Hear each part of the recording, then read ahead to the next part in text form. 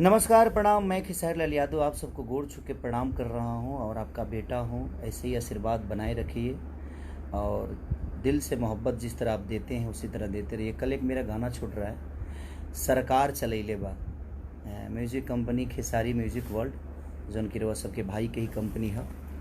और बड़ा मज़ा आई सबके, जितना भी लोग बा एक बार वो जरूर सुनब ओकरा के। बड़ा माने अजीब एगो अद्भुत जंगर वो लोग ने पबजी के प्यार देनी।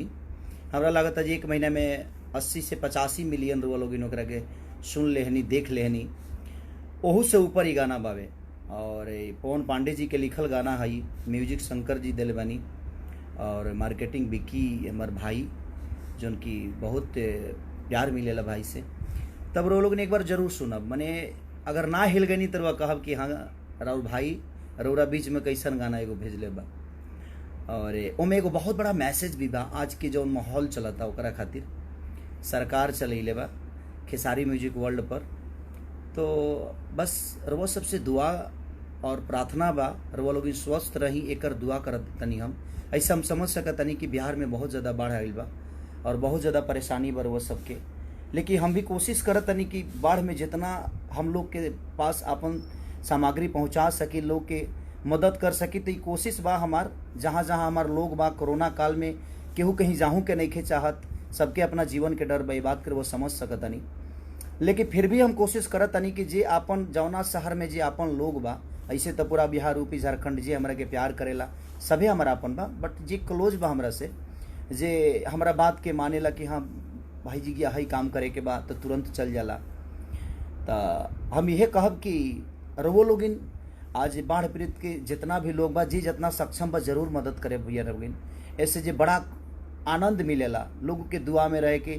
आई बहुत सौभाग्य के बात बा कि रउआ केहू के कामे आवतनी। आज वो लायक रउआ के दुनिया मनले बा, बनौले बा, तो अगर वो लायक रउआ बानी तो जरूर केहू के कामे आ जाए, केहू के दुख में शामिल हो जाए।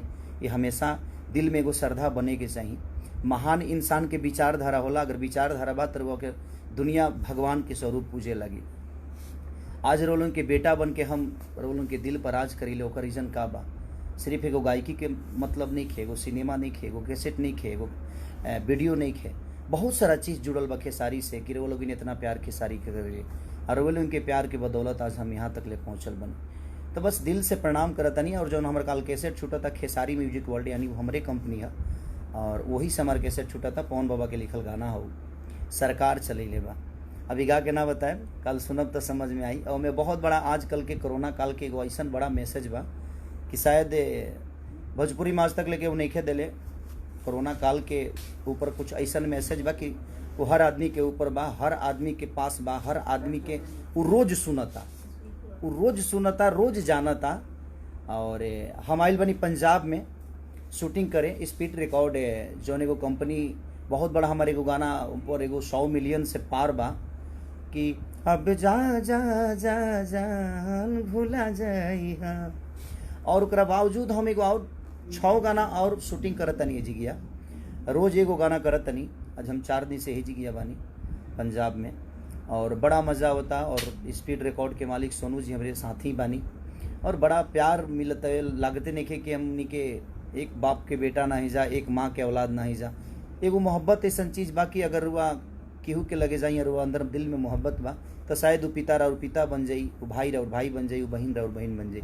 तो एगो रिश्ता बा सोनू जी से, रूबी जी से, पूरा फैमिली रिलेशन बा एगो। और स्पीड रिकॉर्ड के मालिक बड़े कुशल विचार के हैं और हमारा सौभाग्य है जो हमारे भोजपुरी को प्रेजेंट भी करते हैं। पंजाबी होकर भी हमारे भोजपुरी समाज के लिए इतना कुछ कर रहे हैं, इतने अच्छे गाने शूट करा रहे हैं, बहुत सारी चीज़ें करते हैं। तो कल जो मेरा गाना रिलीज हो रहा है सरकार चलैले बा, तो प्लीज़ आप ढेर सारा प्यार उसको दीजिएगा और उस मैसेज को ज़रूर सुनिएगा, जो मैसेज मैंने उस गाने के माध्यम से आप सबके बीच में रखा है। तो प्लीज़ खेसारी म्यूजिक वर्ल्ड को सब्सक्राइब भी करिएगा। वो आपके भाई की भी कंपनी है, आपकी कंपनी है, मेरी नहीं। मेरा तो कुछ नहीं है इस दुनिया में, आप लोग हैं मेरे, मैं इसी में खुश रहता हूँ। संपत्ति धन दौलत ये आज है कल नहीं है, लेकिन आप मेरे साथ हैं तो मैं कभी भी संपत्ति रख सकता हूँ। इसीलिए हमेशा आप सबके दुख में खड़ा रहता हूँ, ताकि आप ही मेरी संपत्ति हैं। आप जिंदा रहेंगे तो सबसे बड़ी प्रॉपर्टी तो आप सब है मेरे लिए। तो दिल से प्रणाम है, शुभ रात्रि आप सबको। और बस मैं चाहूँगा कि बाढ़ पीड़ितों को जो जहाँ से है प्लीज़ आप मदद करिए। उन मजबूर लोगों के पास आपका छोटा भी अगर एक मदद पहुँच जाएगा तो शायद किसी की जान बच सकती है, किसी का बच्चा भूखा नहीं मरेगा, भूखा नहीं सोएगा। तो बस मैं यही कहूँगा, और कोशिश है हमारी, हम भी पहुँचा रहे हैं, आप भी कोशिश करिए। और कल ज़रूर गाना सुनिएगा, सरकार चलई लेवा खेसारी म्यूजिक वर्ल्ड से। ढेर सारा प्यार दीजिएगा अपने खेसारी और अपने पवन बाबा को, दिल से प्रणाम। और मेरे टीम में जितने लोग सामग्री पहुंचा रहे हैं, हर जगह जो मेहनत कर रहे हैं, मैं उनको दिल से धन्यवाद देना चाहता हूं कि ईश्वर आपको ऐसे ही ऊर्जा देते रहे कि इस कोरोना काल में कोई घर से नहीं निकल रहा है, उसके बावजूद भी आप खेसारी फाउंडेशन के जितने भी सामान होता है, जहां भी पहुंचाना चाह रहे हैं, जो की ज़रूरतें हैं, आप पहुंचा रहे हैं। तो आप काबिलिए तारीफ़ हैं कि आप लोगों ने इस कोरोना काल में भी अपने जान का परवाह ना करके और आप लोगों के बीच जाकर और सामग्री को पहुंचा रहे हैं। तो दिल से प्रणाम है विकास भैया को भी और सबको, राजीव जी को भी दिल से प्रणाम। जितने भी लोग हैं, जितने भी हर जगह जो मेहनत कर रहे हैं मेरे लिए, दिल से प्रणाम। Thank you. सरकार चले लेवा खेसारी म्यूजिक वर्ल्ड पर ढेर सारा प्यार दिला भी।